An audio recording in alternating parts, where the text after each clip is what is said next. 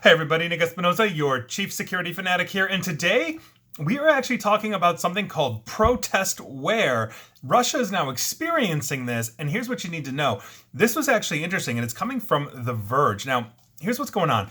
In a recent announcement, the Russian bank, the massive Russian bank, I should say, Sber, advised its customers to temporarily stop installing software updates to any applications out of concern that they could contain malicious code specifically targeted at Russian users that is being labeled protestware. Now, as quoted on the Russian language news site, Esper's announcement reads, and I quote, "Currently, cases of provocative media content being introduced into freely distributed software have become more frequent. In addition, various content and malicious code can be embedded in freely distributed libraries used for software development. The use of such software can lead to malware infection of personal and corporate computers as well as IT infrastructure."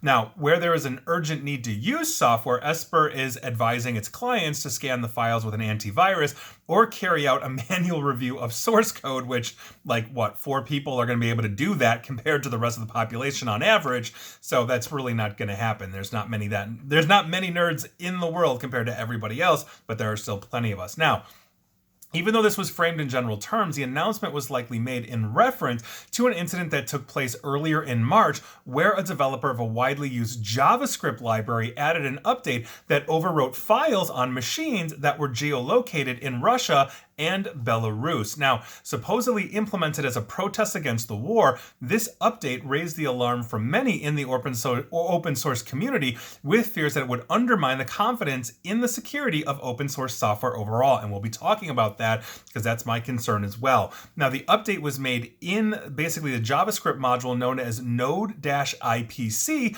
which has been downloaded more than 1 million times a week and is used as a dependency in Esper's software. That's the bank. Now, according to the Register, updates to Node-IPC were made on March 7th and March 8th that added code that checked whether an IP address of a host machine was geolocated in Russia or Belarus, and if it was, it would overwrite as many files as possible with a heart symbol. A later version of the module basically dispensed with the overwriting function and instead dropped a text file on the user's desktop containing the message that, quote, "War is not the answer, no matter how bad it is," with a link to a song by Mattis Yahoo. This is a Jew, I believe he's from New York. He's a Jewish reggae kind of rapper. Interesting guy, interesting music. Now, although the most destructive features of the Protestware module no longer appear in the source code, the consequences are harder to undo. Since open source libraries are fundamental to software development, a general loss of trust in their integrity could have knock-on effects for users in Russia and elsewhere. And that is something that I think is super, super important. There are a lot of software packages and platforms that we use, whether they're apps on Windows or Mac or wherever we are, that are using open source library. If those start to be undermined or malicious, that's obviously a huge problem. I can't tell you how many times when we've been doing code reviews that we've been hired to do for software developers, where they've simply copied or pasted code from open source, from GitHub, from a lot of different places, not necessarily realizing exactly what they're doing. While it may have, let's say, the desired effect, they could be introducing malicious code. We've actually caught that before. And so when we are starting to see people that are intentionally changing this, that is a huge problem. That code, that JavaScript code that is basically being downloaded, that Node-IPC that is being downloaded by Esper customers, is also being downloaded by millions of developers around the world. And that is a huge problem. Now, obviously, they tag this to geolocate into Russia, but there's no reason somebody couldn't alter that code to make it go for the world or a specific location. These are problems that we have to essentially address. Obviously, the world is seeing cyber attacks launched against Russia. Russia's launching cyber attacks. We're seeing disinformation going along on both sides. But open source communities like this actually pose a really interesting challenge in the sense of exactly this. How do we balance the trust of an open source development that we might want to use for legitimate programs versus the altering of that open source for malicious purposes as a result of furthering a war effort?